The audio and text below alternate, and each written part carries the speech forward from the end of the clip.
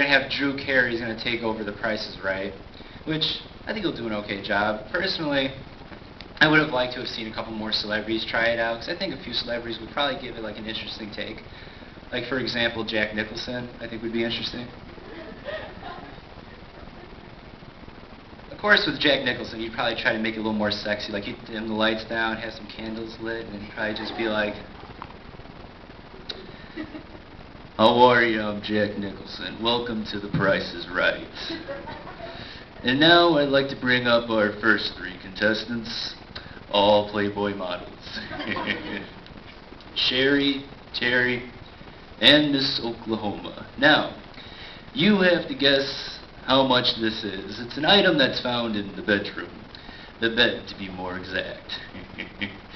Okay, now guess well now, because if you get it right, you get to have a dinner with me, Jack. Nice dinner, candlelight, a lot of wine, clothing optional.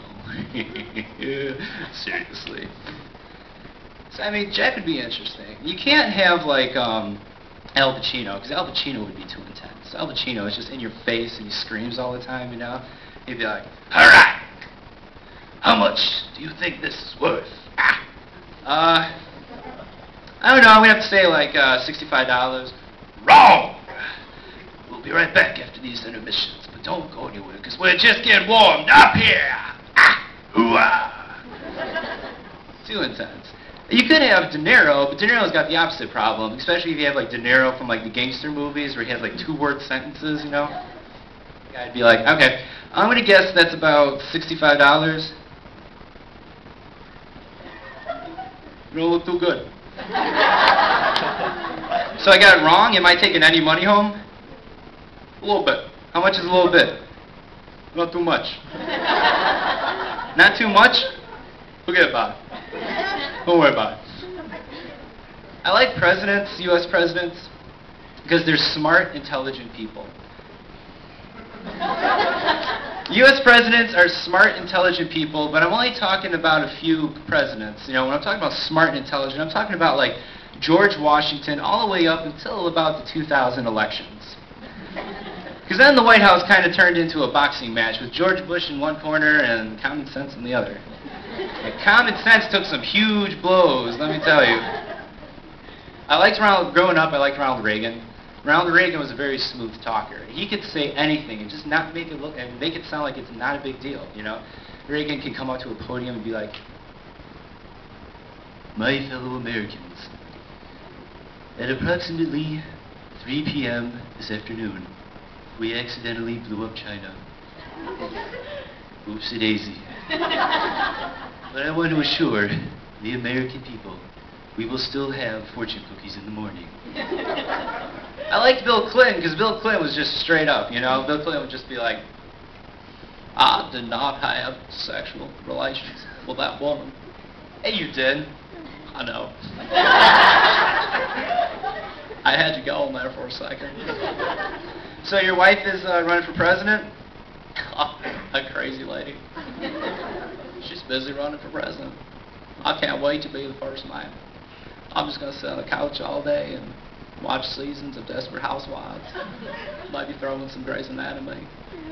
Oh, that great. She cracks me up. And now we hear that they want to take, like, children's books and put them on audio tape. Now they want Bill Clinton to be, like, the voice on it. I'm not too sure about that, you know?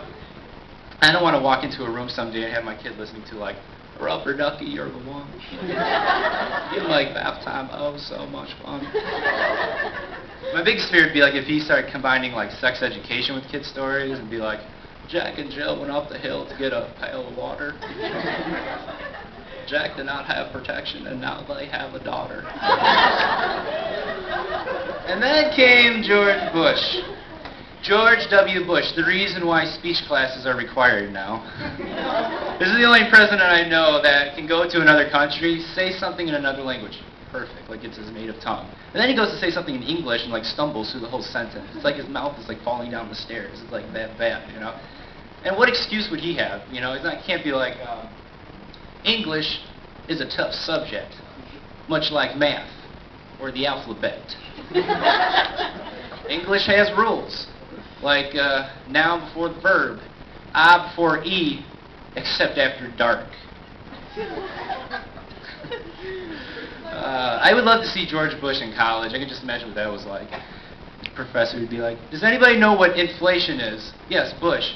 Inflation is a wildfire set by Indians. Or be in like a biology class and be like, all right, who knows what tuberculosis is? I do. Tuberculosis. It's a fish related to the octopus found in the Pacific. But you guys want to see you guys want to see an impersonation of the liver right before an Eastern puke and rally? Let's have it.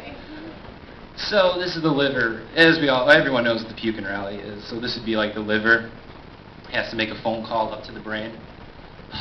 Dude, you gotta tell him to stop. I cannot take anymore. Seriously, tell this idiot to drink some water. No, it's not funny, alright? Dude, I am drenched in Keystone right now. I gotta go. There's a fight that's about to start. Captain Morgan wants to fight Sailor Jerry, and Jack Daniels is gonna be the referee. But, you know, we've lost a lot of good celebrities over the years. The person that I miss the most, great guy, Cubs late broadcaster Harry Carey. I love Harry Carey because people, first of all, he was tanked by like the third inning. But no matter how bad the Cubs were doing, he just had the nicest optimism, you know. He'd be like, hi! We need to get some rods here at the bottom of the ninth. It's Cubs 3, Astros 27. It's going to be a real uphill battle. Before the game, Soriano was abducted by aliens. Derek Lee's got a broken leg. But here comes the Robinson Ramirez up to the plate. Now here's the pitch. Oh! Called strike 3. But he was also struck by a bolt of lightning.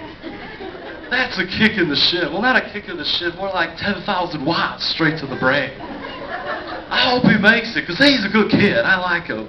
And you guys have been a great audience, so thank you so much. Enjoy the rest of the show.